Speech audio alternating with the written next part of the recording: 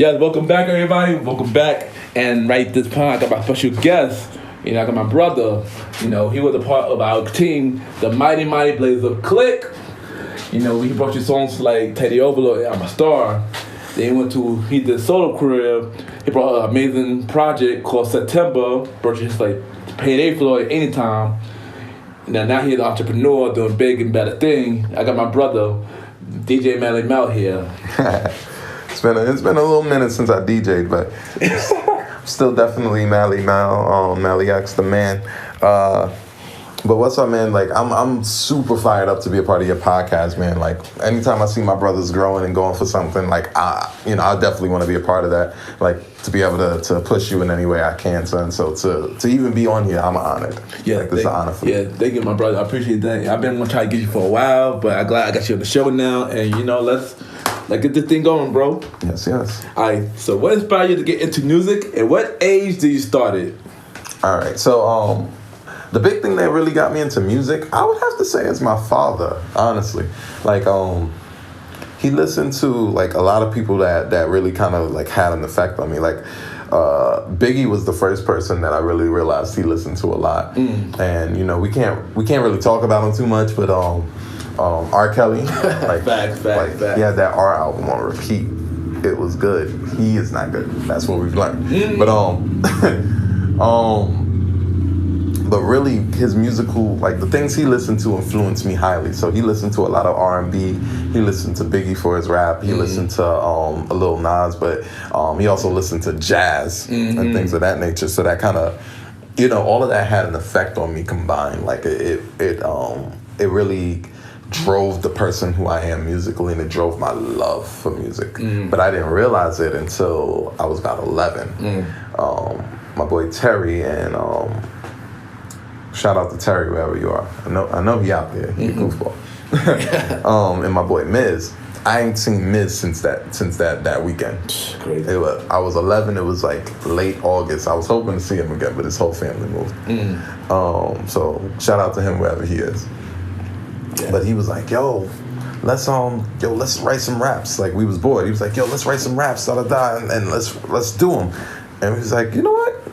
Whatever, let's do it. So we started writing, and ever since that day, my pen touched that paper, I ain't never stopped. Nice. So, like, I fell in love that day. Like, people say love at first sight. I don't think that's for people. I think that's for your passion. I agree. I definitely agree. So which artist you feel that you related to?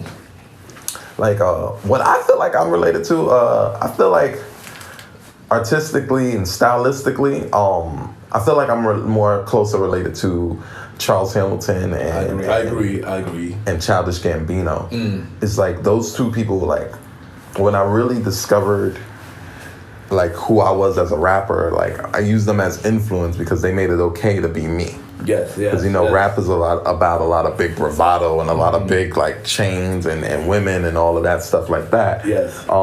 They made it okay to be like a black nerd who like rap. They made it okay to be a rap nerd, black nerd, anime nerd, all that cool stuff. Yes. As long as you got bars, you welcome to the party, basically. Yes, I agree.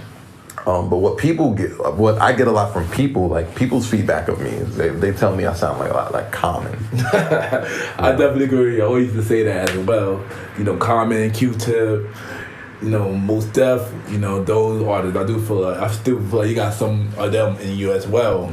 It's like, I mean, that's an honor anyway, because like those guys are like really good. Like, yes. I was listening to like Mos's album, like a old album, Black on Both Sides. And that album is so good. Like people like it for Miss Fat Booty. New World Water is what you want to listen to. Everybody take notes. Listen to that song. So what's the difference between old school hip hop and new school hip hop? You see, this one gonna be controversial. I'm telling you, gentlemen, this one gonna be controversial because the real difference between old school hip hop and new school hip hop is literally just the generation, right? And it's not so much this generation is bad or that generation is bad. It's just the generations are different. There's different sets of people and different sets of circumstances. Yes. So the difference, there really is no difference. It's just time scaling. Like a lot of people when they talk, you expect to hear like, oh, the old generation was better. They had better bars and da da da. Dark. You know, like the generations are just as mixed. It's just the people pick what they want to hear. You understand? So like people give a lot of guff to Lil Yachty and Denzel Curry and who else? Uzi, yeah, and all that stuff when they want to talk about bad rappers and I'm not going to sit here and act like I think people who name Lil Xan is a good rapper or nothing, but I don't think they came into it for a good rapper. I think they came into it for a dope song and a good check. You know, it's a little different. I agree. I feel like the passion from the new school and old school are completely different. I feel like the passion you see is completely different. Like old school had to be passionate because they didn't start it for the money. You know, they was rapping in basements and DJing and stuff. The new school realizes like by like the mid 2000s, the early mid 2000s, they realized like if you do a certain thing and you put the song out, you're gonna make money. So everybody came up with the idea, yo, I can make money. They came up with the idea, yo, I gotta rock the party. You know, so it's a little bit different, but.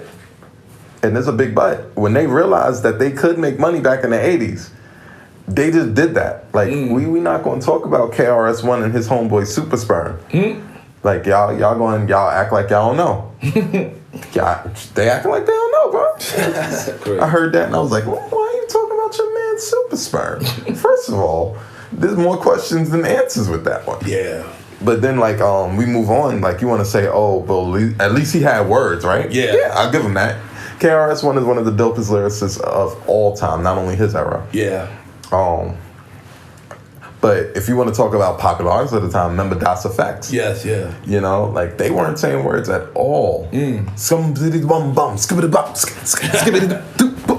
That's real. That's the actual words of the song. I can pull up the song. You Want Effects. So you're not gonna try to tell me that the generation is so much different. They just doing what appeals. That's true. Is it all good and original? That's not for me to judge. It's what they do. True. All right, so before you had your solo career, you were a part of the group, the Blaze Up Clique. Mighty B-U-G. B-U-C, B-U-G, B-O-G, then we was B-U-C. Facts. So how were you a part of it, and what was your biggest impact in the group? I mean, like, that takes us back. Y'all scouted me, because I think the group was pretty much complete until that day at the Brown Chocolate Cafe. Shout out to Miss Siegel. Shout out to Miss Kambali. She finally answered my friend request on Facebook. Because I remember that day, me, myself, Rondell, and Germs, we were at the Brown Chocolate Cafe. We always scouting around, and we see you rapping on stage. You know, you rapping you killing it. I know Germs and Rondell were the one that added you in, like officially added you in. I was there, but they officially added you in. Right. I knew you were dope already. You know. Like, I didn't even know I was dope. So I was scared as hell on that stage. To this day, I don't even remember what I was performing. I was scared. It was really cool, like to even have my talent recognized at that point, because, you know, up to that point, you know, like, you know, I was having like battles just on the bat that I told people I was a rapper, and I just didn't look like a rapper. I looked like a nerd. Like I don't even know what I look like anymore. Like I just know like when I tell people I was a rapper, they would have to try to test me. Of course. You know, and for you guys to just be like, yo, this guy is dope, and just kind of fuck with me. My bad. Can I curse? Yep. You do whatever you want, bro. You do whatever you want. You know, I don't want the FCC to be all on you. But just for you guys to like see me and just mess with me on that level, just like, yo, you dope. Let's join the group. Let's get this rocking. That's forever. Like forever, it's gonna be like special to me, bro. Like that's forever. Like as far as my role in the group, it's just like, I don't know. Like I felt like you were kind of the architect of things. Like you was on your Seth Rollins. Where I'm like the Seth Rollins. If I would compare my role to the Shield, right? I feel like I guess I would be more like the Dean Ambrose of the group. Like I was like the mouth. Yeah. You know, like, pause. But I was... No, in all seriousness, I was like, I just wanted to be the front man. Like, I wanted to be the person that, like, always put us over. Like, you know, I wanted to be, like, I always competed with y'all. Like, I had to have the hottest verse. Like, I was like, nah, they gonna know our name. They gonna know our name. I'm gonna put us on. Like, I was always that, you know, like, I just felt like I was that guy. Like, if you mess with them, you gonna know not to mess with them, because I'm gonna tell you not to mess with them. You know, even from back then, we see a lot of potential in you, and we do see it now. Which lead me to my next question. So your first official project was September. How was the process of getting that together, and what took you so long to release it? Listen, first of all, the process of getting that together was arduous. Like, and it was arduous for a couple reasons, but the main reason was because it was because I never knew what was good enough. Like, I didn't give myself the opportunity to, like, be bad. Like, so I was really in my head. You understand? So, like, I wanted to, like, there was songs on the thing that didn't make the thing. There was songs on the tape that didn't make the tape because I just didn't know. I was like, I don't know. Is it good enough? Is it good enough? Like, I have to say what I have to say. Like, I have to put together a word. Even when I look back on it now, I'm like, oh, if I would have did this, oh, if I would have did that, you know? But for the time being, for that time period of time, I felt like it fit my persona. It properly introduced me, you know, as a multifaceted MC who could do a lot of things. Yeah. You know, that's why I didn't even put Payday Flow on it. Like, I was wondering why you didn't put Payday Flow. You know, that's like one of my favorite songs. I was wondering why you didn't put that song on there. Because I wanted to make sure there was room to like breathe. Like, and when I say breathe, I mean I wanted to make sure that there was room to have the concept down of what I was going for. Because September, like, the way I stylized it, like, it's basically September's Ember, but the way I stylized it, I abbreviated September and then put Ember next to it. Yeah. So it almost, like, you don't notice that it's a different thing. True. But it's a double entendre. It's a double meaning. So September is the month when I was born. Yeah. Ember is a small flame, you know, a little dash of flame that. And the whole concept behind it is that flame could make a big fire, like the potential of growth, you know. Yeah. And what I want people to understand is two things when I hear. Well, first, I wanted them to understand that I can rap. Yeah, of course. You know, like, it's my first real solo project. I need you to know that I can work a beat. Yes. The other thing is I needed you to be inspired. Yes, agree. You know? Yeah, and I'll tell y'all right now, September is a great piece of work. Y'all gotta listen to it. So tell them where to listen to it before we listen. I put it on datpiff.com. A few other things, like, if you search They Call Me Malimal in September, it will definitely pop up. And some good reviews on it, you know, like, I was really impressed with, like, some of the love that I got behind that project. To this day, I'm humbled, like, because, like, you have no idea how much I beat myself up about my music and stuff. So for people to actually tell me that, you know, it helped them, you know, that it inspired them, or, you know, oh, that slaps, that's pretty good, you know, that all of that humbles me. So like, you know, everybody who ever listened to it, thank you. Yeah, this is a good project, y'all. Y'all check it out. So, what is your favorite song on September and why? Ooh, you asking the hard questions. You a reporter. That's what I do. I ask hard questions. That's what I do. Puzzled. I try to pick, like, maybe the top three. All right, I'm gonna give you my top three. So, in the number three spot, this is tough, but it's probably Exhibit A. Yeah. I felt like when I did Exhibit A, I got to really come out of a shell. Like, the point of Exhibit A was to kind of expose the fact that, like, people kind of categorize me and box me in, but I'm not in your box. Yeah. Like, I could be whoever I want to be at any given time. You understand? That was the point of that one. My second favorite song on that tape. Oof, this is a tough one. Let me see. My second favorite song on the tape would definitely have to be. You're making me choose between my babies. My second favorite song on that tape would have to be "Fresh One in the Building."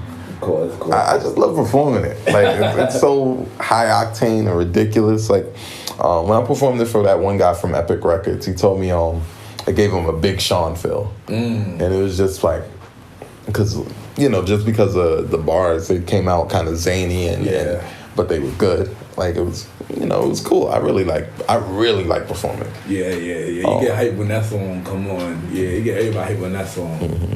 And my favorite song, and this was a sleeper. It was literally the second to last song I wrote for the album. Because when I was finalizing the album, my boy Jimbo gave me the beat for "Never Forget." Oh yeah. And I wrote to it that day. Oh wow. Like really on the spot, and I knew it had to be on the tape. Like I took some musical risk, but like the actual message was like important. Yeah. But my favorite song has to be "Love Versus Money." First of all, shout out to Sean J. That beat was on point. You want some beats? Go to my boy Sean J. Super on point. But the big thing with that track was it was just like why it asks you to question why you're doing what you're doing, and it goes in line with the concept. So it was literally the second to last song I wrote because I happened to find the beat and I wrote it and I fell in love with it. And the funny thing is, like anybody who's like dug into the tape, like and they hear that song, that's the song that resonates the most with them. So like it comes from a place of like, why are you doing this? You want money or you're doing it for the love? And you have to constantly battle yourself with that because you need money. Of course, yeah. But you also need to do something that you're passionate about. Yeah. So it's I feel like it's relatable because that's everybody's everyday struggle. True. Like, there's a lot of people who work retail who know that they don't want to work retail. Yeah. They want to do whatever their passion is. Exactly.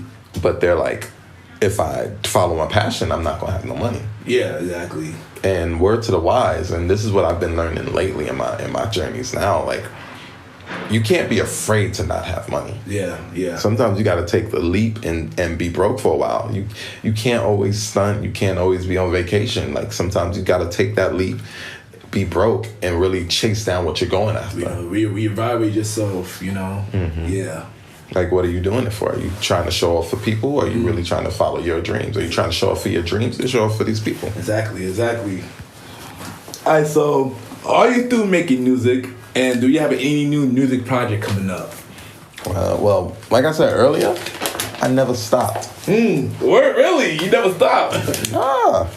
Never stopped. I slowed down a little bit, but I never stopped. Like, remember, like, I'm not doing it for a check. I do it because I love it. Of course. I'm going to get a check because that's how it works, but, like, I do it because I love it, So I never stopped. Once you hear the new stuff, I got some stuff. I might let you hear it. Oh, nice. Okay. If you want to let the people hear it, you can let the people hear it. But I might let you hear it. Oh, I've been waiting for a very long time. You already know, stuff, man. But for the most part, the second tape and the third tape are currently being written. At the same time. So like nice. The second tape is definitely going to be Mansa.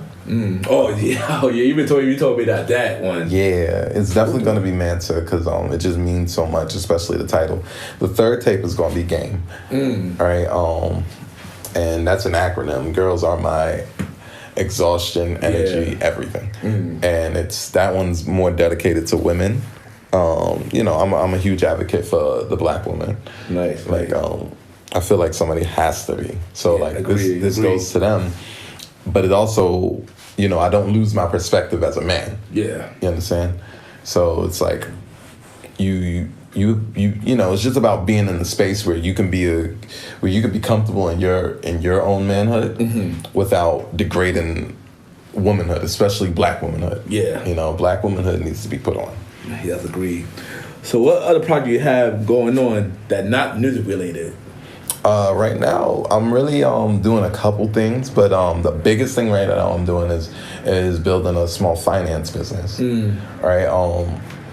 One of the things I talk about in my music a lot is just generational wealth. Like, and like I didn't just jump on that wave because Jay was on that wave. You know. Shout out to rest in peace to Nipsey Hussle. Like. Oh yeah. I didn't know he was on that wave so heavy. Like I didn't listen to Victory Lap until the day after he died, and I feel like bad. But usually I discover my favorite rappers after they die. Because I discovered Biggie really like 2 weeks after he died, so it was crazy. Yeah. But one big concept that I have is generational wealth, and the big reason why people don't have it in our communities is because they don't know how to get it. They're not focused on it. Y'all off focus. We confused. We chasing the Joneses and we doing all this stuff, and we're avoiding the responsibility of taking care of ourselves and our offspring. Yes. Like it's one thing to feed them throughout life and then tell them, okay, you 18, go figure it out. It's another thing to make sure that like if anything happens, they don't have to start off -1 like you started off. Yes. It's another thing to make sure that, you know, if nothing happens, you know, you still got something so that they don't have to come out of college in a bunch of debt, or, you know, come out of college with a nothing degree because they had to go to college. Maybe they had some really good business ideas that you quelled because you were scared that they couldn't get a good job. Yes. You know, life ain't about a job. Yes. Like, so like my biggest passion is really helping our people get to that level. Like, you know, like a lot of people talk about and this is going to be raw, so like I don't want it to come off crazy. Yeah. I don't want to get your podcast canceled. That's what I'm trying to say. I don't want to get your podcast canceled. But a lot of people talk about the Jews and the Jewish people and the Chinese people and the white people, and they got this and they got that and they got this. And we're still expecting the systems that they set up for themselves to take care of us. Welfare was never for us. You know how they got welfare to pass? Because nobody wanted welfare. You know how they got it to pass? They showed pictures of poor white people on the news and on the TVs. And they didn't really have TV too tough, but they had it. But they would put pictures of poor white people in bread lines. And that's how they got that to pass. That's how FDR got the New Deal over. You know what they wanted to do? You know what they did when they wanted to recede it? Like the Republicans wanted to take it back in the 70s. They still want to take it back to today. They painted the picture of Claudines, welfare recipients. And guess who was Claudines? Us, black folk. You know, so those systems were never built for us, and we expect them to take care of us. Nah, we got to go out, get the money. We got to go build businesses. We're putting our kids in the school like it's not a prison pipeline, you know?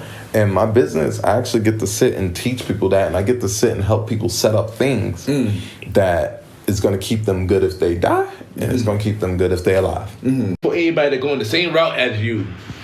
I mean, anybody who's going the same route as me as far as my career choices. Yeah, like music, entrepreneurship, you know, stuff like that. Like, with the music thing, I know I've made a lot of mistakes, but the only mistake that you can ever make for real, is to stop before it's done. Facts. Before you built it. Facts. If you stop before you built it, if you got discouraged, if you want something, let me watch this. Right? If you want something and you want it really bad and you're working towards it and you feel like you're not gonna get it and you stop, are you ever gonna get it? No, if you just stop, you're not going to get it. You're not going to get it anyway. Yeah. So you might as well keep going and see if you're going to get it. Exactly. That's the thing. Like, literally, that's the difference between Eminem and 50 Cent and Yachty and all these people. Yes. It's like they kept working until they had their moment. Like, I'm never going to talk crap about these new rappers personally, because whatever it takes to separate yourself from the masses of all of these people who jump on SoundCloud because they had an internet connection, is incredible. It takes a lot of work. You have to be grinding every day. Yes. Like y'all like taking vacations, y'all like taking days off. Nah, Ain't no days off. Ain't no days vacation. off, exactly. No days you off. take the better vacation. Like, you're sacrificing good times for great times. Yes. You understand? So, like, when they want you at that baby shower, you got to be working. Exactly. You know, when when you trying to go to weddings and all that cool stuff because you think you have to because family, you ain't got to do nothing. You ain't got to do shit to stay black and die. Exactly. You understand? Exactly. Like, you ain't got to do it. Like, literally, it's about going after it and getting to work in any industry. Like my industry, the finance industry, it's about going after and get the work. Yes. And you don't have to do it forever. Like a lot of people, they'll work a job for 40 years and they'll be hyped because they had a city job. But what happens? You know, nothing. Yeah. You still don't have nothing to show for it. You can't give your son that job. Exactly. You know? It's about your legacy. And you want to pass it down to somebody. You got to build something first to pass it down to somebody. Right. You working 40 years because you like baby showers? All right, so we're going to play something off of September. Oh, you doing it. Yeah, I'm doing it, son. So tell us about Anytime. Because, that's one of my favorite songs of September. Wow. Oh, man. That's a dope Janet Jackson sample. Little known story about Anytime. I wrote Anytime 3 weeks before the single debut of what's the name of the song? Poetic Justice. So I had no idea Poetic Justice was a thing at all. And you know who let me know? Like, I was hyped when I wrote the song. I was like, yeah, this song is fire. I found the beat. I got my homegirl to like speak on the track for me. Shout out Shakira. She better listen to this podcast. Like, she only do things when I boss her around. That sounds of it. But really, right. So I was hyped, and the first person out of the clique that I let hear it was Rondell. Shout out to Mr. Aaron Sands. Mr. Aaron Sands, he was on my episode 3 and episode 7. So check those out. Right. Check the episodes out. Good deal. So like and he was like, yo, you flipped the Poetic Justice song. I was like, what the hell is the Poetic Justice song? And then I heard it, I was tight because I knew that's what they were gonna say. I was like, I found it first. It's like, oh man, I was upset. But as far as the song, like, that's one of those ones I love to perform. Like, I go to the show and I tell girls I'm gonna let ice cream drip down from my chest to my genitals. I remember one of those performances at a show you did. I remember you did that too. It was funny. Like, I don't know if they love it or hate it, but they love it. So it's like that's always gonna be in the repertoire, depending on the room. If it's an all male thing, I'm not doing it. I'm not you. I remember one time you performed that song and dude was dancing to it. I remember that one time dude was dancing to it. They was in the corner cutting up. I remember that. That was the day when I told the girl I was gonna make her Roxy Reynolds. Oh yeah. I was gonna wrap up in saran wrapping before you. Yeah. That was a fun moment. I seen that. Like, oh, that dude dancing. I was like, dope. But we're gonna play in a few. But first and foremost, I want to thank you for coming on my show, bro. Yes, and I appreciate it, yo. Thank you so much for having me, man. Like, I'm telling you, like, I'm super proud to be, a part of this. I'm super proud of the maturation, of the growth. Like, I'm telling you, man, big things in the future. Like, we gonna build Black Wall Street. We're gonna do it right. We gotta work together, man. Yeah, I agree. We ain't know. We ain't know, bro. I'm down to work with you. Ain't know. But drop your social media thing, drop your info, drop your mixtape, drop everything so they could go plug you in. Got you. All right, y'all. Yo, at They Call Me Malimal. That's They Call Me MALIMAL. On pretty much everything. I switched it to my Twitter handle and everything now. So it's IG, it's Snapchat. If it's not that, then it's probably not relevant. Mm-hmm. I'm They Call Me Malimal on my Facebook page. I'm just saying, look out for Mansa. It's gonna be a whole different type of project. It's gonna be really strong. You're gonna really go in for it. So like, look out for that. Super excited about everything that we have going in the business. So if you know anybody who basically, look, if you haven't sat down with somebody to kind of get a real plan about where your money's going, you're not going to have money. So if you actually, you know, have that going on, feel free to hit me up. I answer my DMs, all right? If you're a girl and you want to slip in my DMs, I mean, you could do it. Like, I'm not going to say no. I got a situation. I'm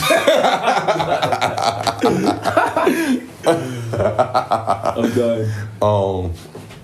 Yeah, so in all seriousness though, if you haven't sat down with anybody and really talked about where your money is actually going, definitely sit down and chat with me, because I can guarantee you I can point you towards the future. Listen out for my mixtapes, definitely on thatpiff.com. I have them on a few other sites. Just please, if you will, thank you so much. SoundCloud, all of that. Remember, they call me malimal. They call me malimal. malimal. All one word, all the time. All right. All right. Thank you. We'll be right back, and check out Anytime right now. I play Anytime right now, so check it out. Cut it.